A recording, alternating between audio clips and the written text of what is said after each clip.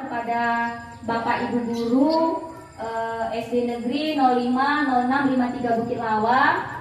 Salam sejahtera bagi kita semua. Pertama-tama yang saya hormati Ibu Kepala Sekolah dan juga yang saya hormati rekan-rekan Bapak Ibu Dewan Guru yang sudah menyediakan waktu, meluangkan waktunya untuk hadir pada siang hari ini. Dan tak lupa juga kita panjatkan kepada puji dan syukur kepada Tuhan Yang Maha Esa karena berkat rahmat dan kasih karunia-Nya kita diberi kesehatan sehingga kita bisa berkumpul pada siang hari ini. Adapun pada siang hari ini kita berkumpul di sini, saya mengadakan sosialisasi atau pengibasan ya, diseminasi pemahaman dan pengalaman penerapan budaya positif, di mana ini merupakan tugas dari pendidikan guru penggerak yang sedang saya jalani saat ini.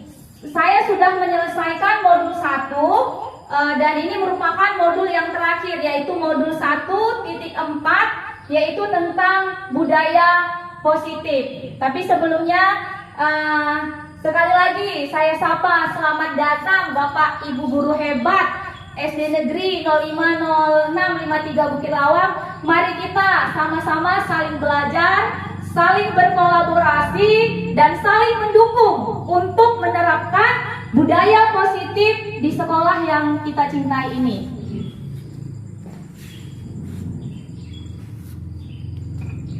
Adapun yang menjadi pembahasan kita pada siang hari ini, sebelumnya di sini saya bukan bermaksud menggurui ya. Kita di sini saling berdiskusi dengan Bapak Ibu. Kebetulan saya yang duluan mengikuti guru penggerak di sini, jadi saya ingin berbagi tentang apa yang sudah saya dapatkan, tentang apa yang sudah saya pelajari di modul-modul 1.1 sampai modul 1.4. Di sini yang pertama yaitu tentang konsep utama modul budaya positif. Konsep modul budaya positif ini ada 7. Yang pertama yaitu penerapan perubahan paradigma belajar. Yang kedua ada disiplin positif. Dan yang ketiga ada motivasi perilaku manusia. Yang keempat ada kebutuhan dasar. Yang kelima posisi kontrol restitusi.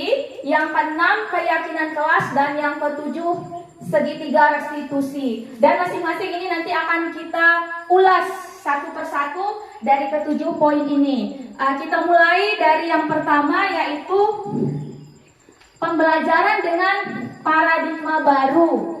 Pembelajaran dengan paradigma baru itu disebut di sini dirancang berdasarkan prinsip pembelajaran yang terdiferensiasi, sehingga setiap murid belajar sesuai dengan kebutuhan dari tahapan perkembangan untuk mewujudkan profil pelajar Pancasila. Mungkin di sini kalau profil pelajar Pancasila Bapak Ibu semua sudah sering dengar juga ya, apalagi kita sekarang sudah memasuki kurikulum merdeka ya. Kurikulum merdeka cuman di sekolah kita mungkin diterapkan masih kelas 1 dan kelas 4 gitu kan. Di sini tadi ada disebutkan pembelajaran terdiferensiasi. Kalau selama ini kita mungkin melaksanakan pembelajaran itu seringkali ya kita menganggap semua siswa itu sama kemampuannya gitu. Tapi itulah di sini kita memiliki paradigma baru, pola pikir baru ya. Di kurikulum merdeka kita diajak untuk melakukan pembelajaran yang terdiferensiasi. Mengapa demikian? Karena kita tahu bahwa anak-anak didik kita itu punya keunikan masing-masing, kemampuannya nggak sama gitu. Jadi makanya misalnya si A, dia udah lancar membaca. Mungkin Bapak Ibu alami juga ya di lapangan ketika mengajar. Si B, dia bacanya masih ngeja gitu. Jadi ketika kita mengajar pasti nggak bisa kita memberikan pembelajaran yang sama gitu. Yang satu udah lancar baca, kita suruh aja misalnya, ayo nak tuliskan kalimat dengan menggunakan kata-kata misalnya upacara, sedangkan yang satu masih mengeja. Bagaimana mungkin dia membuat kalimat gitu. Jadi kan itu yang dikatakan pembelajaran terdiferensiasi ya. Dan ini semua tujuannya untuk mewujudkan profil pelajar Pancasila. Mungkin Bapak Ibu tahu apa aja sih poin-poin dari profil pelajar Pancasila. Boleh disebutkan Bapak Ibu? Beriman dan bertakwa, Bu. Iya, beriman dan bertakwa kepada Tuhan Yang Maha Esa dan berakhlak mulia. Iya, yang kedua siapa lagi nih? Berkebinekaan global. Iya, berkebinekaan global. Betul sekali. Yang ketiga Bapak Ibu? Iya, bergotong royong, bekerja bersama gitu kan. Yang keempat itu ada Mandiri ya. iya, mandiri. Nah, kita diajak supaya siswa-siswa murid-murid kita itu bisa mandiri.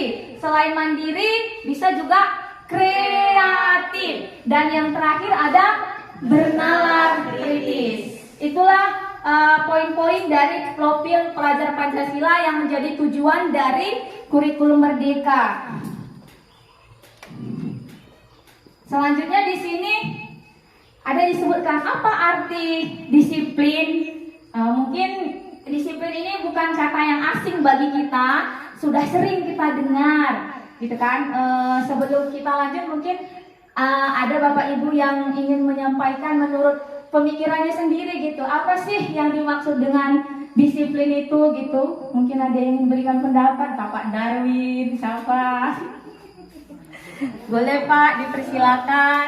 Disiplin kalau sering kita dengarkan atau kita sampaikan, kita maknai itu tentunya itu adalah ketaatan ya kan, kepatuhan dalam suatu hal ataupun sesuatu yang sudah kita putuskan ya kan, misalnya seperti peraturan itu harus kita laksanakan dan kita patuhi sesuai dengan ketentuan yang ada. Ya, terima kasih Pak Darwin atas pendapatnya.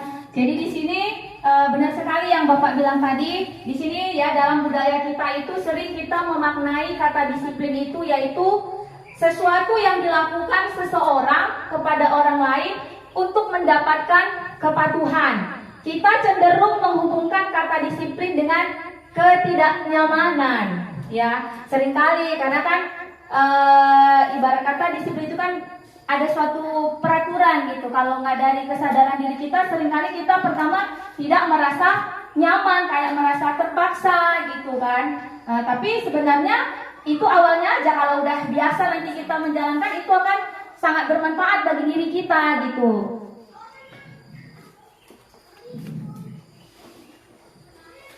Di sini ada gambar Bapak Ki Hajar Dewantara, ya, Bapak pendidikan, di mana di pendidikan guru penggerak ini kita mendalami tentang filosofi dari Bapak Ki Hajar Dewantara. Beliau mengatakan, di mana ada kemerdekaan, disitulah harus ada disiplin yang kuat.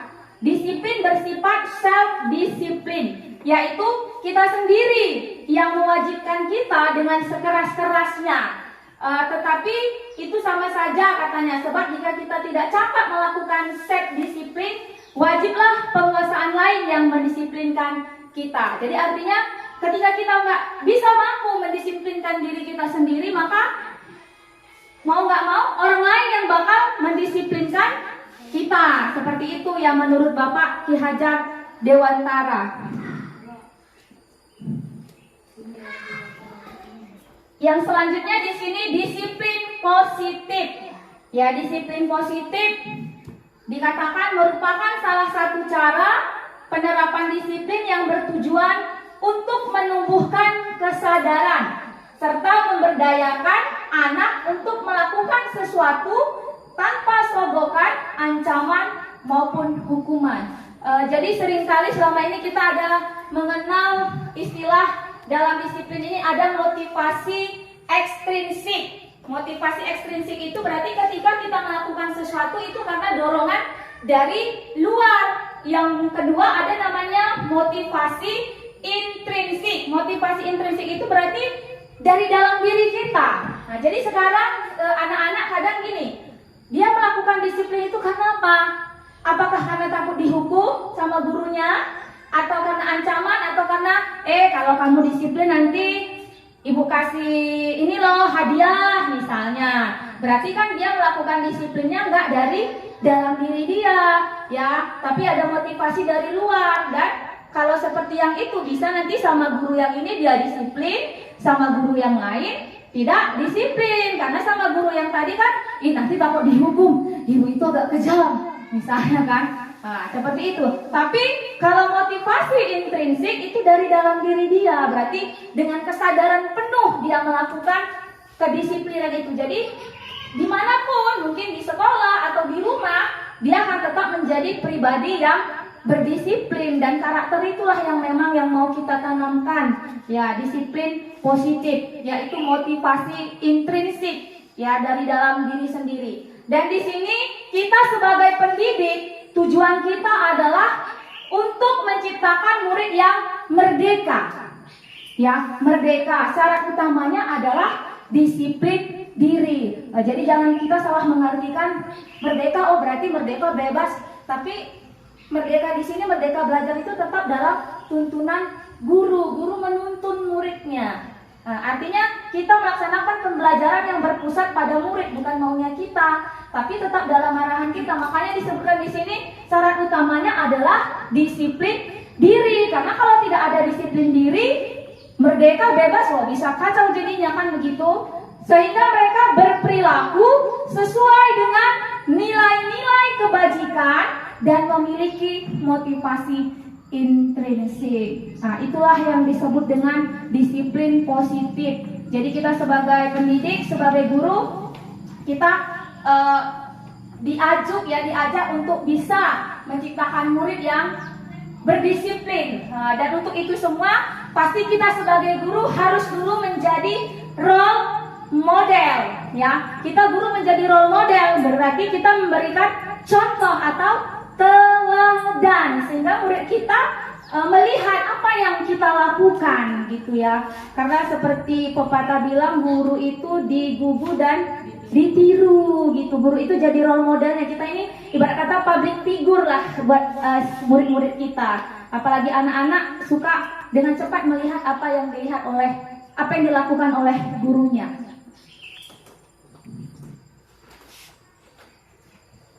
Dan untuk melakukan disiplin positif ini pasti ada yang melatar belakangi. Di sini kita melihat di sini ada namanya kebutuhan dasar manusia.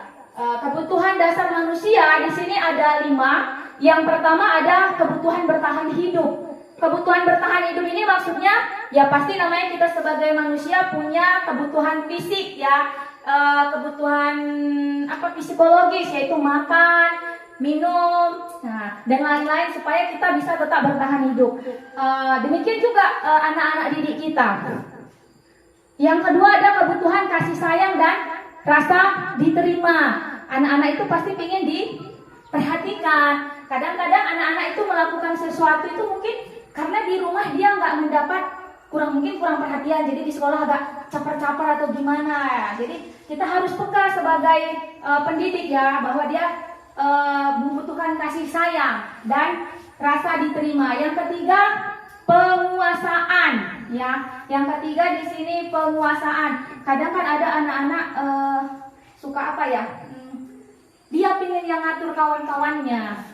Dia mau jadi bos, gitu kan. Jadi dia merasa pingin diakui, gitu kan. Dia yang mau jadi jagoannya lah, gitu ya kan. Ada murid, itu dia. Yang keempat ada kebebasan.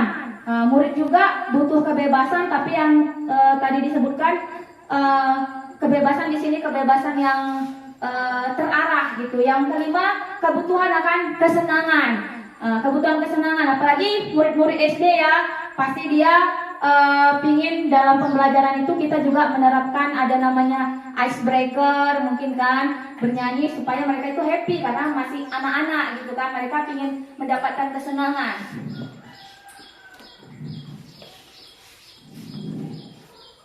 Karena ketika kebutuhan dasar manusia itu tidak terpenuhi, itu yang mempengaruhi, itu sangat berpengaruh terhadap kedisiplinan yang kita lakukan. Selanjutnya ada di sini motivasi perilaku manusia. Apa sih motivasi?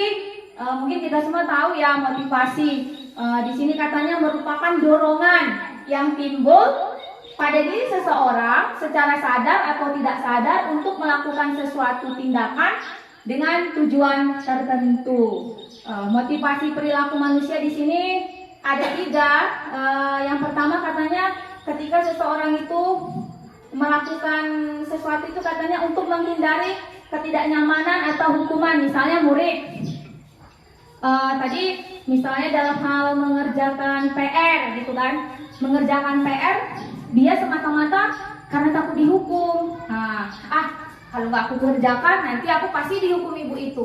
Aku kerjakanlah biar aku nggak dihukum. Jadi motivasinya mengerjakan PR itu bukan karena dia sadar sepenuhnya di dalam dirinya, tapi karena itu tadi untuk menghindari hukuman gitu kan. Baru yang kedua untuk mendapatkan imbalan, penghargaan dari orang lain. Seringkali mungkin bisa jadi nanti murid menjawab gitu kan, siapa yang tahu nanti ibu kasih hadiah permen misalnya kan. Murid memang senang ya dapat hadiah gitu, tapi dia menjawab itu karena diiming-imingi tadi. Kalau enggak belum tentu dia mau melakukan itu gitu kan. Jadi motivasinya karena mendapat imbalan. Dan yang ketiga, inilah yang harus kita lakukan. Ya, motivasi yang ketiga ini untuk menjadi orang yang mereka inginkan dan menghargai diri sendiri dengan nilai-nilai yang mereka percaya, nilai-nilai kebajikan. Jadi motivasi itu harus dari dalam diri kita. Kalau tadi untuk mendapatkan, untuk menghindari hukuman, untuk mendapatkan penghargaan, berarti itu kan motivasinya ekstrinsik atau intrinsik menurut Bapak Ibu?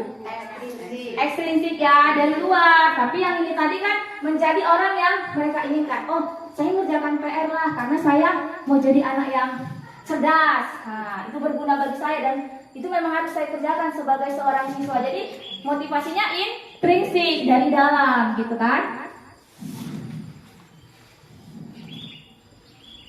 Yang selanjutnya di sini ada konsep disiplin dengan identitas gagal. Kenapa gagal? Di sini ada hukuman katanya kan, hukuman. Hukuman itu katanya yang pertama menyakitkan pastinya. Hukuman itu menyakitkan bagi orang yang dihukum terutama kan gitu kan.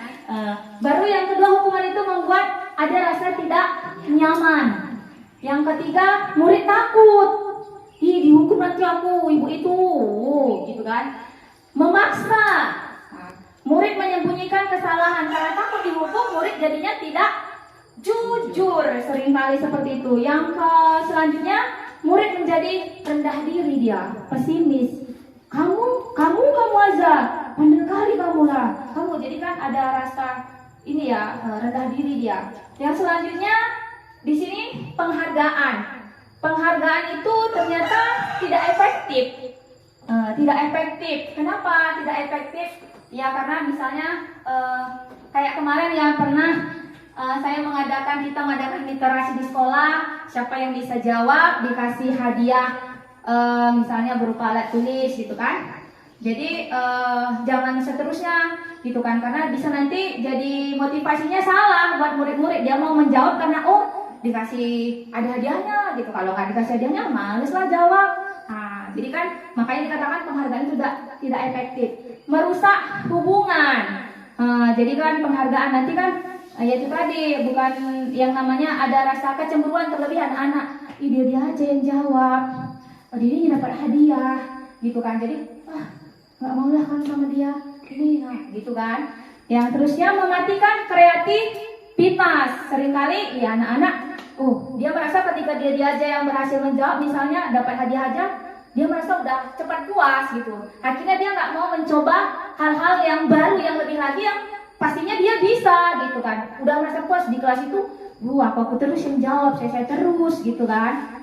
Baru selanjutnya menghukum dengan sistem ranking. Iya, sekarang ya kita nggak bisa lagi, nggak boleh lagi memberikan ranking, menulis ranking di raport, karena itu bisa menyebabkan yaitu tadi ada anak yang nggak dapat ranking merasa mungkin jadinya dia itu tadi rendah diri kan, saya bodoh kali. Jadi bisa juga nanti orang tuanya karena anaknya entah ranking terakhir gitu merasa nggak berhasil mendidik anak-anaknya gitu kan, kenapa anak saya nggak dapat ranking, yang itu dapat ranking gitu. Makanya di sini kan dikatakan penghargaan itu bisa dengan sistem ranking itu bersifat menghukum. Yang selanjutnya merampas hak menghargai diri, ya, merampas hak menghargai diri. Jadi di sini inilah dia tentang hukuman dan penghargaan yang merupakan konsep disiplin dengan identitas gagal, melaksanakan disiplin tapi dengan cara menghukum dan penghargaan itu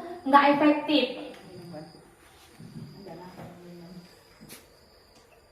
Yang selanjutnya di sini ada konsep disiplin dengan identitas sukses. Nah, di sini ada konsekuensi dan ada restitusi. Kalau tadi misalnya hukuman, penghargaan, konsekuensi pastinya mungkin Bapak Ibu sudah sering dengar, tapi restitusi mungkin apakah Bapak Ibu sudah pernah mendengar sebelumnya? Mungkin sudah pernah tapi belum mendalami kali gitu ya. Ya, di sini konsekuensi ya, seringkali kita menerapkan disiplin dengan sistem konsekuensi. Konsekuensi ini dia bersifat apa ya, jangka pendek gitu. Misalnya entah dia apa ya, tidak mengerjakan PR. Nah, tidak mengerjakan PR. Kamu udah tahu kan kalau tidak mengerjakan PR nanti berdiri di depan selama 10 menit atau mungkin menulis di bukunya sampai 100 kali lipat. 100 ya banyak gitulah, satu penuh gitu kan konsekuensinya. Tapi itu enggak. Dan katanya di sini selanjutnya perlu monitoring berkelanjutan. Kita harus memantau. Murid ini apakah terusnya bisa disiplin dengan itu tadi, dengan dihukum seperti itu, disuruh berdiri gitu kan. Takutnya nanti hanya bersifat jangka pendek karena nggak dari dalam dirinya gitu kan. Selanjutnya stimulus respon. Ketika guru memberikan misalnya hukuman, apa respon murid itu gitu. Kemudian mematuhi peraturan semata-mata karena ada konsekuensinya gitu kan. Baru yang selanjutnya kehilangan waktu untuk merenungi kesalahan. Jadi dia nggak, kenapa ya saya tadi melakukan itu gitu, nggak gitu kan. Selanjutnya di sini inilah restitusi. Inilah yang harus kita terapkan ketika menangani misalnya problem atau masalah anak-anak didik kita. Dalam restitusi ini di mana murid bertanggung jawab atas perilakunya katanya. Misalnya contoh ketika murid terlambat.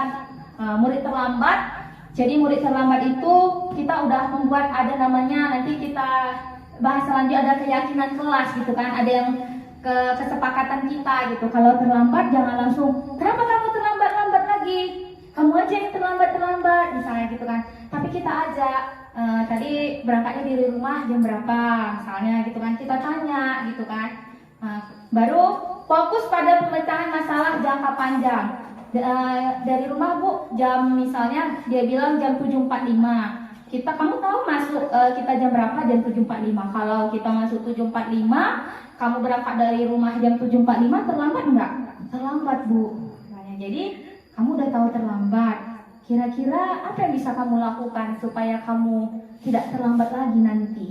Jadi dia mencari solusi untuk masalahnya sendiri. Saya bangun lebih cepat Bu. Bangun lebih cepat berarti bisa pergi lebih awal ke sekolah sehingga tidak terlambat lagi. Murid menghormati dirinya dan orang lain, ya itu restitusi, menghormati dirinya dan orang lain.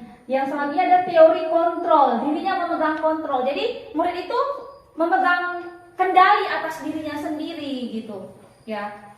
Selanjutnya murid bersemangat memperbaiki kesalahan. Inilah yang kita inginkan, bersemangat memperbaiki kesalahan, ada kesadaran diri sehingga kedepannya tidak lagi mengulangi kesalahan yang sama. Dia menghormati dirinya. Saya kan pelajar yang berdisiplin, berarti saya nggak boleh lagi terlambat, saya tidak boleh lagi mengerjakan PR. Itulah dia dengan cara restitusi ya.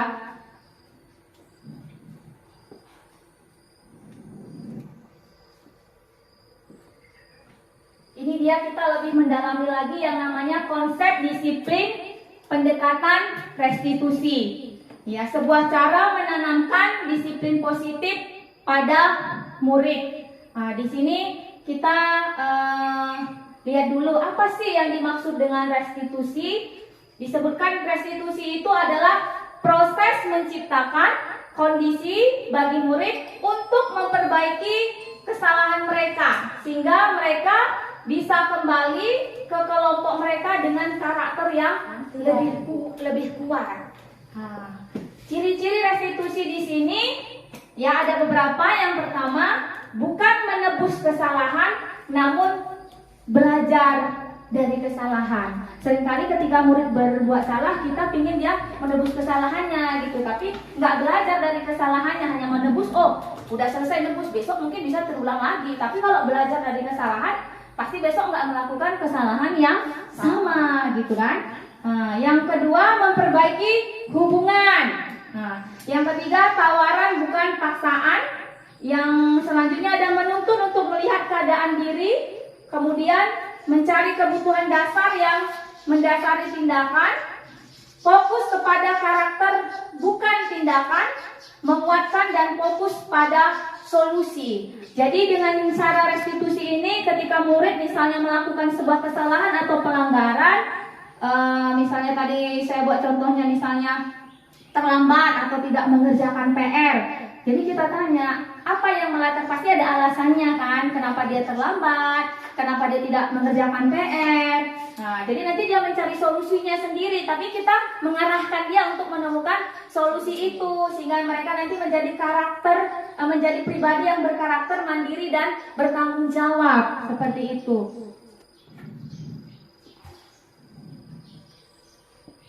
Ini dia perbedaan ya antara tadi yang udah kita bahas tentang hukuman, konsekuensi, dan restitusi. Contoh kasusnya di sini, murid sering tidak mengerjakan PR.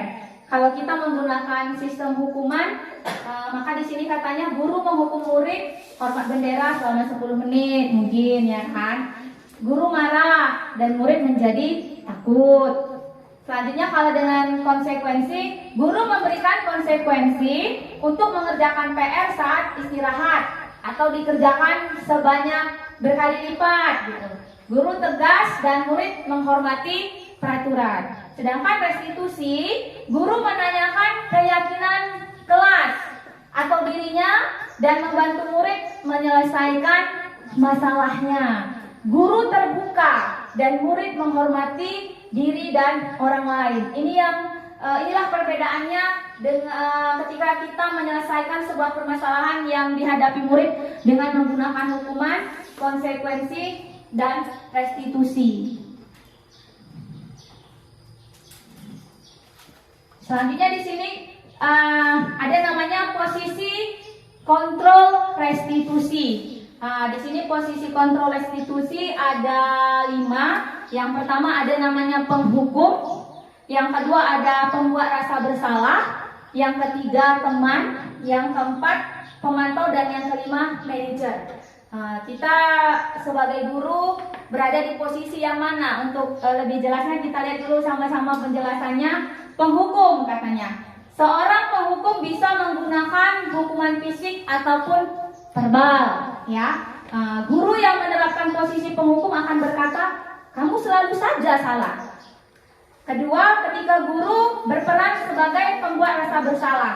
Pada posisi ini, guru biasanya bersuara lebih lembut. Ya, pembuat rasa bersalah akan menggunakan keheningan yang membuat orang lain merasa tidak nyaman, bersalah atau rendah diri. Dan yang ketiga, ketika guru memposisikan dirinya sebagai teman kepada murid, maka di sini pada posisi ini guru tidak akan menyakiti, namun akan tetap berupaya mengontrol murid melalui persuasi, melalui bujukan, mungkin gitu kan. Aduh jangan ribut lah, nanti ibu malu, misalnya gitu ya. Pemantau, memantau berarti mengawasi.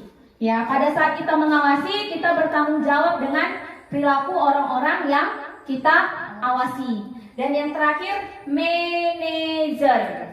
Ya, dengan memposisikan diri sebagai manajer, Ya, posisi terakhir manajer dikatakan di sini posisi di mana guru berbuat sesuatu bersama dengan murid. Ya,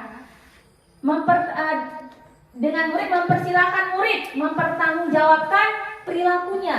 Ya, mendukung murid agar dapat menemukan solusi atas permasalahannya sendiri. Itu kalau kita memposisikan diri sebagai manajer, seperti itu dia.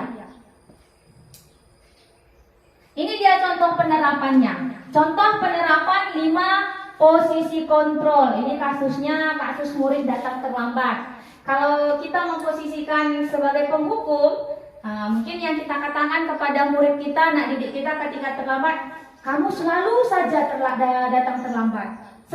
Pasti selalu terakhir datang. Gitu kan? Beri pembuat merasa bersalah. Kamu bagaimana ya? Kamu sudah janji dengan ibu tidak akan datang terlambat lagi. Kamu kenapa ya senang sekali mengecewakan ibu? Ibu benar-benar kecewa sekali sama kamu, gitu kan? Pembuat rasa bersalah. Kalau sebagai teman, mungkin gurunya berkata, ya sudah, kali ini tidak apa-apa. Sudah, duduk sana kamu. Seperti itu. Kalau sebagai pemantau, peraturannya apa? Apa yang telah kamu lakukan? Sanksi atau konsekuensinya apa? Itu sebagai pemantau. Tapi sebagai manajer di sini, maka guru akan menanyakan kepada murid tersebut, apakah kamu mengetahui apa kesalahan kamu? Baru selanjutnya mungkin ada pertanyaan yang kita sampaikan, bagaimana kamu bisa memperbaiki kesalahan kamu ini supaya tidak terulang lagi. Seperti itu dia penerapannya untuk 5 posisi kontrol. Jadi di sini ada penghukum, pembuat merasa bersalah, teman, pemantau, manajer. Saya ingin bertanya nih sama Bapak Ibu, selama ini gitu kan, posisi yang mana yang sering kita lakukan di antara kelima poin ini? Apakah kita sebagai penghukum, pembuat merasa bersalah, sebagai teman, atau pemantau, atau manajer ketika kita menerapkan untuk siswa-siswi, murid-murid kita bisa berdisiplin? Posisi yang mana kira-kira Bapak Ibu? Mungkin penghukum ya.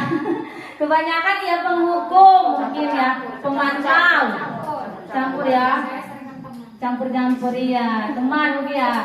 Ibu Moni katanya teman juga, ya kan? Penghukum, tapi banyak kali penghukum karena sering kali kita merasa dengan adanya hukuman itu kita kayaknya manjur gitu, murid-murid itu bisa berdisiplin gitu, padahal itu tadi motivasinya itu dari luar, semata-mata karena takut dihukum, bukan dari dalam dirinya gitu. Makanya dari sini kita diajak ke depannya supaya ketika menghadapi murid kita yang sedang mengalami permasalahan, kita memposisikan diri kita sebagai manajer. Ini dia keyakinan kelas. Keyakinan kelas kami sudah buat, boleh dilihat di belakang keyakinan kelas kami walaupun nggak cantik-cantik kali. Keyakinan kelas, katanya di sini. Mengapa keyakinan kelas? Mengapa tidak peraturan saja? Katanya kan. Mengapa kita mempunyai peraturan tentang? Jadi di sini saya ada pertanyaan pemantik ya. Kan gini. Apa sih beda keyakinan kelas sama peraturan? Misalnya ada pertanyaan pemantik di sini kan, mengapa kita mempunyai peraturan tentang penggunaan helm pada saat mengendarai sepeda motor? Menurut Bapak Ibu kira-kira kenapa? Keamanan, iya benar sekali. Selain itu mungkin Bapak Ibu? Keselamatan. Iya, keselamatan, keamanan dan keselamatan. Jadi bukan kita pakai helm bukan semata-mata peraturan ya, kayak saya dan Pak Darwin kan sering pakai helm, kan nggak lewat kantor polisi.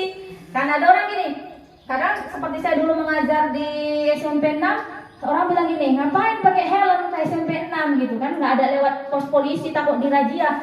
Bukan semata-mata karena razia, bukan karena peraturan kita pakai helm, tapi karena kita yakin kita pakai helm ketika kita mengendarai sepeda motor itu bisa lebih aman ya kan, lebih safety gitu kan, keselamatannya lebih terjaga. Berarti kan kita yakin, makanya yakin bukan peraturan, keyakinan. Yang kedua, mengapa kita memiliki peraturan tentang penggunaan masker dan mencuci tangan setiap hari? Sama kayak ini tadi kan, karena kita percaya kalau kita cuci tangan, pakai masker, kita lebih apa ya, terjaga kesehatan kita, bukan karena COVID aja, pas musim COVID aja kita sering pakai hand sanitizer, sekarang nggak lagi kan, nggak gitu kan. Nah, jadi itulah dia tentang keyakinan. Makanya mengapa keyakinan bukan peraturan. Ini dia gambar, ini dokumentasi kami ketika kami membuat keyakinan kelas. Jadi di sini nanti mungkin Bapak Ibu juga bisa nanti kita saling berkolaborasi membuat keyakinan kelas ya di kelas kita masing-masing, di mana nanti dari keyakinan kelas ini kita bisa membuat keyakinan sekolah, kan gitu kan, buat keyakinan sekolah gitu. Kami di sini keyakinan kelas 3 di sana ada beberapa poin. Yang pertama itu ada disiplin, yang kedua itu ada bertakwa kepada Tuhan Yang Maha Esa, kemudian datang tepat waktu, selanjutnya saling menghargai, bersikap sopan, jujur, dan menjaga kebersihan. Ya.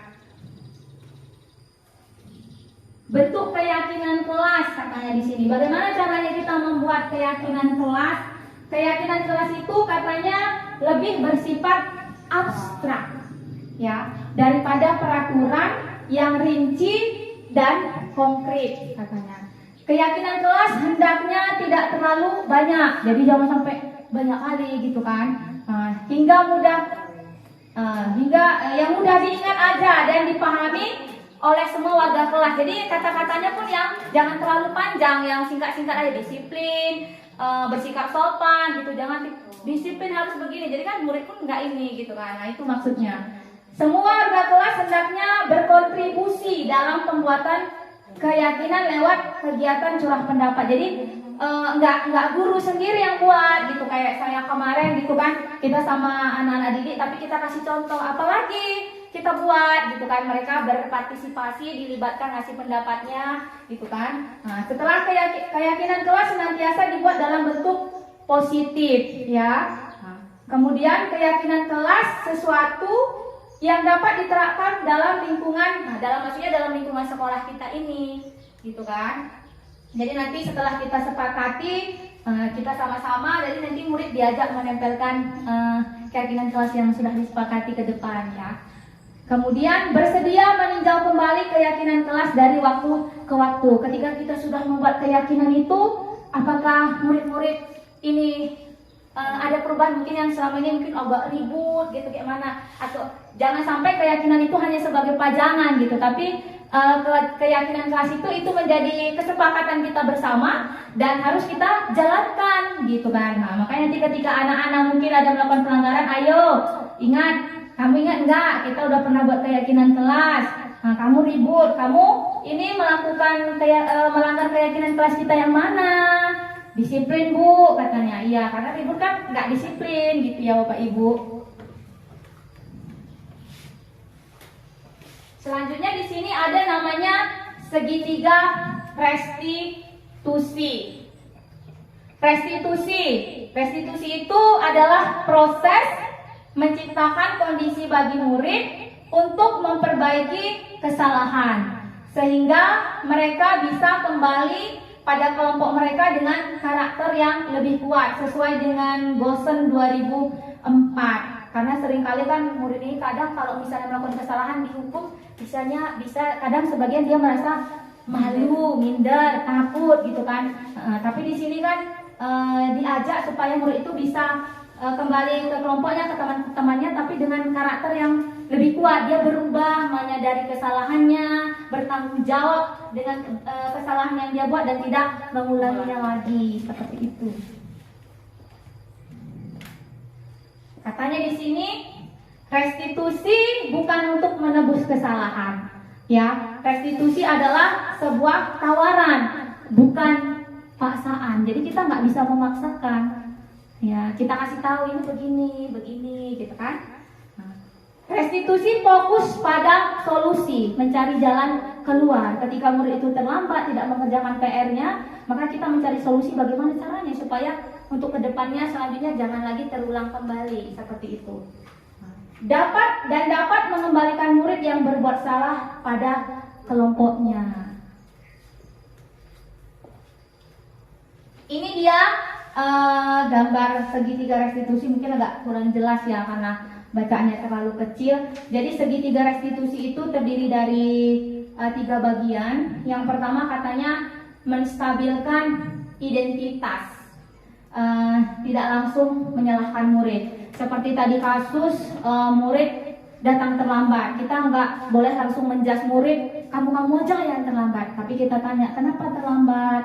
Mungkin tadi yang seperti saya bilang tadi, iya Bu, saya tadi semalam bangunnya kesiangan kan. Kenapa bangunnya kesiangan? Mungkin nonton TV, gitu kan. Jadi kita bilang, iya, semua manusia itu pasti pernah melakukan kesalahan, termasuk ibu juga pernah melakukan salah, bukan hanya kamu. Gitu maksudnya ya, menstabilkan identitas ya. Terus yang selanjutnya validasi tindakan yang salah ya, validasi tindakan yang salah. Kita tanyakan murid-murid itu kan pasti melakukan kayak tadi nggak ngerjakan PR, datang terlambat, pasti ada yang melatar belakangi alasannya. Kayak tadi misalnya datang terlambat karena bangunnya kesiangan. Kenapa bangun kesiangan? Akibat mungkin nonton TV. Berarti nanti bagaimana caranya supaya nggak terlambat lagi?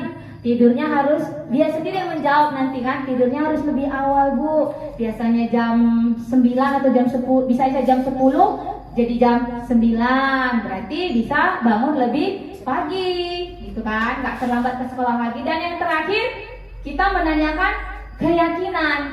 Kita kan udah buat keyakinan jelas, datang tepat waktu. Kalau hari ini kamu datang terlambat, sesuai nggak sama keyakinan? Kamu masih ingat nggak keyakinan kelas yang pernah kita buat? Ingat Bu, apa salah satu bunyinya? Datang tepat waktu. Kamu hari ini datang tepat waktu nak? Tidak Bu, berarti kamu sudah melanggar keyakinan kelas kita. Jadi kan kita nanti bantu cari solusi seperti tadi, bagaimana caranya nggak terulang lagi kesalahannya.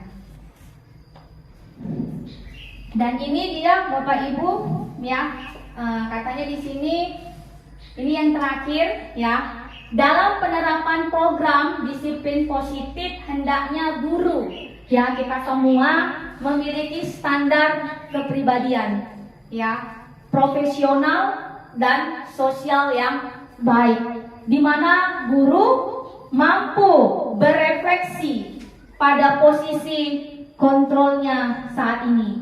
Bagaimana perjalanan dirinya sebagai seorang among. Kita guru ini kalau menurut filosofi Ki Hajar Dewantara sebagai among, katanya among ya kan, dimana sekolah ini adalah lahan, sedangkan kita adalah petani dan murid itu adalah benihnya. Jadi benih itu kan ibarat kata benih yang unggul, nggak unggul pun ditanam, tapi kalau petani itu merawatnya, ngasih pupuk dengan baik, pengairannya cukup, maka yang bibitnya pun nggak unggul bisa menjadi bibit yang unggul. Itulah diajak kita ya, memang itulah menjadi tugas kita guru sebagai among ya. Posisi di sini posisi manajer ya, posisi manajer ya, yang murid-murid menjadi, dimana nanti murid-murid menjadi insan mandiri ya, merdeka dan bertanggung jawab. Jadi sebagai kata penutup, maka di sini mungkin kalau selama ini tadi kita nggak tahu, saya juga sebelum menjalani program pendidikan guru penggerak ini juga nggak tahu itu apa namanya restitusi, apa keyakinan kelas, apa manajer. Sering saya itu memposisikan diri saya sebagai penghukum dan pemantau. Tapi di sini ya ternyata yang lebih efektif itu adalah kita memposisikan diri kita sebagai manajer. Kita ini adalah among gitu kan, among. Dimana nanti dengan memposisikan diri kita sebagai manajer, maka akan terlahir murid-murid yang menjadi pribadi yang mandiri, insan yang mandiri, merdeka, bertanggung jawab sesuai dengan profil pelajar Pancasila. Jadi itulah dia tentang diseminasi budaya positif yang saya sampaikan pada hari ini. Kalau mungkin ada tadi kata-kata yang salah atau tidak berkenan di hati Bapak Ibu, saya mohon maaf. Masih banyak kekurangan. Semoga bermanfaat. Sama-sama kita di sini bisa melakukan ya, saling sama-sama belajar, saling berkolaborasi seperti yang di awal saya bilang tadi, kita saling mendukung supaya tercipta budaya yang positif di sekolah kita ini menjadi lebih baik lagi. Jadi sampai di sini untuk sosialisasi yang saya sampaikan. Saya ucapkan banyak terima kasih kepada Bapak Ibu. Salam guru penggerak katanya kan, salam guru penggerak, tergerak gitu kan, tergerak. Kenapa gini? Saya mau buat gini, jadi kan tergerak. Karena kita tergerak, berarti menyebabkan kita apa? Bergerak. Karena tergeraklah maka kita bergerak. Setelah kita bergerak, baru kita bisa menggerakkan orang lain. Nggak mungkin kita menggerakkan orang lain kalau kita sendiri pun nggak gerak kan gitu. Makanya di sini salam guru penggerak, tergerak, bergerak, menggerakkan. Boleh sama-sama kita ini ya kan Bapak Ibu, biar udah lapar Bapak Ibu, udah siang ya kan. Udah ini lama kali Bu ini gitu kan. Nanti salam guru penggerak berarti kan nanti sepakat tergerak, bergerak, menggerakkan gitu, sama-sama dengan semangat, excited ya kan. Iya ya, saya pandu dari sini ya kan Bapak Ibu. Salam guru penggerak, tergerak, bergerak, menggerakkan. Oke, SD Bukit Lawang luar biasa. Iya, terima kasih semuanya. Sampai di sini dulu. Selamat siang buat kita semua. Atau mungkin sebelum saya akhirin, mungkin ada pertanyaan dari Bapak Ibu, boleh 1-2 pertanyaan yang mungkin ada mau ditanyakan terkait tentang diseminasi positif, boleh. Nanti kasih ada unek-unek tadi gitu kan. Sudah pas semuanya, oke lah ya. Sekarang bersama-sama tinggal kita menjalankannya. Oke, terima kasih semuanya Bapak Ibu, selamat siang.